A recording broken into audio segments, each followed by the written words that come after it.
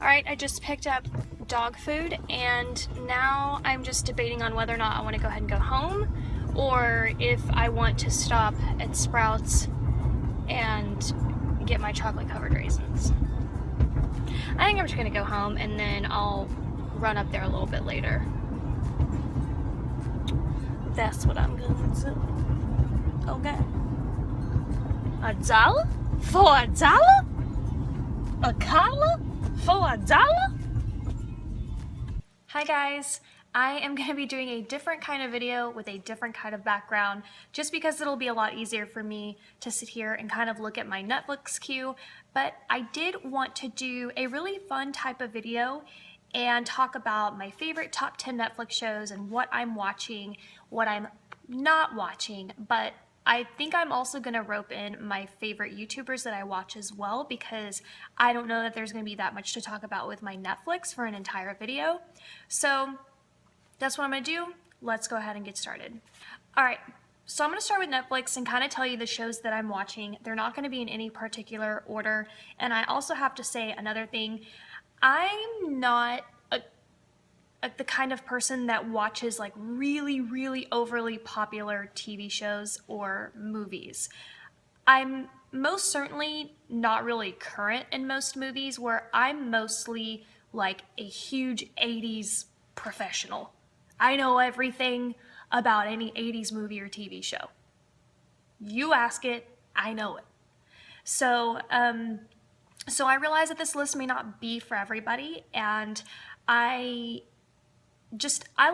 don't like things that are just, for example, you know, I know The Walking Dead is big and Scandal is big, and I've never watched those at all. So, not into those kinds of things. I really gravitate towards things that are funny and romantic comedy kind of thing. So, my list may be boring to a lot of people, and I understand that. But in case you are interested on what I'm watching, also another thing is Netflix has almost an algorithm built in, right? It's going to start picking out shows that are streaming that are similar to shows you've already watched on Netflix. So you may be missing some things because Netflix is, I mean, they do put things into categories. You know, then you've got your list where you can add things to your list so you have to constantly search for it.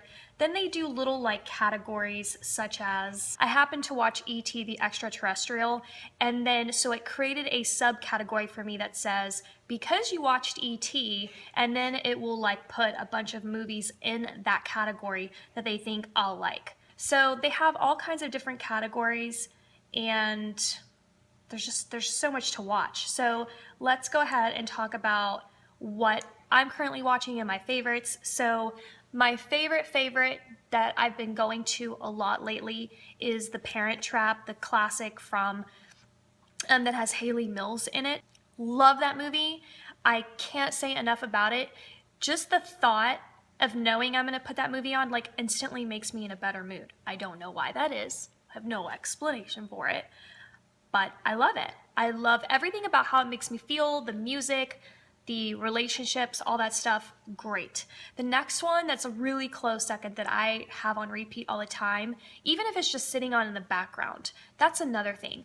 Most of these movies I've seen so many times that it's just like a background movie for me while I do things throughout the house, and it makes me productive, and I really love the sounds of the movie. So the next one is Under the Tuscan Sun. It has, yes, it's Diane Lane. I love this movie. Honestly, her life in this movie is like goals. I'd like to just buy a villa in Tuscany. Hey, no big deal. Love that movie. So that's another one. So the third movie that I also have on my list that I watch quite often, but it's kind of dying down a little bit, and it's a oldie but goodie, has Tom Hanks, and it's 1985, Tom Hanks, and it's called The Man with One Red Shoe. It's kind of a comedy. It's just, there's this CIA, and they think that they've picked him out and accused him of being a spy because he's in an airport wearing one red shoe and like one other normal shoe. So they think that there's like reasoning behind it, but he's not a spy at all. He's just a violinist in an orchestra. So it's just really hysterical movie. It's a great 80s movie and I love it. The fourth movie is also another 80s movie. It's A Working Girl, has Melanie Griffith and also Harrison Ford. It's such a good movie. I love Melanie Griffith in it, and the makeup kills me. And the hair, it's so 80s, it's ridiculous. Joan Cusack is also in it, and she's one of my favorite actresses. She's really funny. I wish she took on bigger roles, but she always plays like these weird, quirky little characters. So Working Girl is just a really feel-good movie. Another movie that I've been really enjoying on Netflix lately is RV with Robin Williams. I am a huge Robin Williams fan. Huge. I've always loved him. Even when I was a little girl, I've loved Robin Williams. And in RV, it's just so funny. I don't know why it's so funny to me, and it is a comedy, so it's obviously going to be funny, but I watch it every time and I crack up. The things that he goes through to get his family to Colorado kills me. It's just so funny. It's such a great movie, and anything with Robin Williams is just a hit, in my opinion. Like, you just can't go wrong. You just can't. All right, the next movie that I've been watching is Bridget Jones's Diary. They have the first one on here. I don't know if they have the second one on here. I've never actually watched Bridget Jones all the way through, beginning to end, but then there was one night where I went on a huge Bridget Jones binge, and I watched the first one, the second one, and then the brand new one with the baby that just came out, and I really, really enjoyed it. I don't necessarily think that I'll watch it again. I may watch the first one again in like a year or so, but it's not something that I'll own on DVD, but I really did like watching it. So the next one's going to be a TV show. I don't have a lot of TV shows on here, at least not for this round, because I do rotate. I watch things over and over until I get sick of it, and then I move on. But that's how I am. I'm a broken record. I just keep going until I've had enough. So the next one is really surprising to me, which is Friends. Now, I know Friends is pretty big, and there's a lot of people that watch it. I used to watch Friends like a couple of the episodes when it was actually live, on TV. But other than that, I guess I just never got into it. But recently, I just was like, you know what? I want to watch it. I want to watch it beginning to end. And watching it from the very first episode is super important because you get to learn the characters. And you guys, it is so dang funny. It's so funny that it's almost impossible for me to decide who is the funniest character.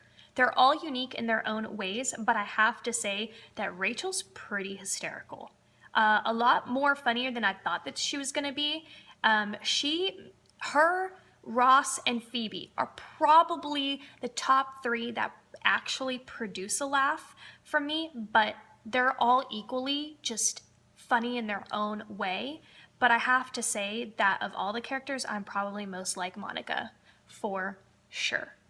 Here's another movie that I kind of watched over and over for a little bit, and I just feel like it's a really good one to mention in case you do like the kind of movies that I watch. This is a really good one. It was made in 1988, and it's called License to Drive. It's kind of, I don't know that you'll fall in love with it, but it's a cute movie to watch if you feel like you've seen a lot of 80s and you just need another one to kind of watch. This is a really good one. It's about this kid who fails his driving test, and he has to pass off, that he's passed it between his family and friends, and takes his dad's car out and then just, it doesn't come back in one piece, you guys.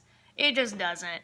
And it's pretty funny. It's cute. I can't say that you'll absolutely love it, but it's a good one to mention because it is streaming on Netflix. All right, so here's a wild card that I love watching, and I've watched this TV show, the series, I think this will be my third time watching it over. I wish it was still going on, but it's unfortunately not. There were a couple of episodes. I didn't like how they did the storyline, so I'll just go ahead and tell you what I'm talking about. It's called Dance Academy. I don't know if you've ever seen it, but it's about these ballerinas in Australia. And they go to this dance academy, and it's about their story and how they dance and getting like the lead roles in the dance and competing against one another. And it's just really cute. It's more than likely geared towards a younger audience and teenagers, maybe 20-year-olds. But it's a really good movie, and I love watching ballet. It just fascinates me. Their turns, their leaps, their flexibility. I mean, it just always fascinates me, and I really, really like the show. Again, I don't like how they wrote some of the episodes. I felt like maybe they were grasping to write anything that was going to grab more viewers because maybe they knew they were not doing so great, but I thought they were doing great. So, but other than that, I think that's a really, really great show. I think I'm at 10, and I'm kind of struggling on some of the ones to share because there's just so many really great movies that I watch right now on Netflix. You know, like While You Were Sleeping, Serendipity, Fuller House, The Andy Griffith Show. My mom tried to get me to get into Grace and Frankie, but I was struggling. I wanted it to work, but I was struggling to get through it. I also love, let's see, What About Bob is on there, which is funny because Bill Murray's a really great actor. And there's just a lot of great movies, but I have to say one that I feel like is really worth mentioning. This is going to be, I don't know how you guys are going to receive this, but it's Star Trek The Voyager. Now, I'm not really a Star Trek fan at all. So, but I got into Star Trek Voyager like back in '08, or no, that's a little too far back. Who cares? It was like 2010 or something. And I really got into it, and I love it now because the storyline is really intriguing to me. And not only that, but the commander's a woman. And Star Trek Voyager has the very first female captain they've ever had, Captain Janeway. I love her. I love the entire crew. It's I don't know, it's watchable, especially for us females. Because sometimes the Star Wars, Star Trek kind of stuff can be difficult to watch for a lot of us, but Star Trek The Voyager is really good. Like I said, the cast is amazing, but the storyline is what's so intriguing. So the storyline kind of has like a Gilligan's Island concept, if you will. They start off on this voyage into space, and then they hit like this like wormhole, and they get catapulted into this whole other quadrant that is something like 250 million like years away from Earth. And so they're kind of like, oh damn, you know, they don't know if they're gonna like make it back to Earth. And so, but Captain Janeway is like convinced that they're gonna make it back. So the whole series of it is about them making their way home and the things that they run into, you know, on the way there, and the different planets they come up against, and different like, you know, aliens and things like that. So interesting. I'm sorry, I love it. So, and it ends really good too. I really got into Cheers once, the TV sitcom, but it was actually really difficult for me to watch, and I just couldn't get into, mainly because the entire show was set in the bar and not anywhere else, and that's just really, really difficult to watch. So I never really could get past very far for Cheers, but that is streaming on Netflix. Some really good movies that I feel like are streaming on Netflix right now is The Money Pit, 80s again. I feel like I live in that house, kind of. That like there's always always something wrong with this house. It looks great, but there's always something wrong with it.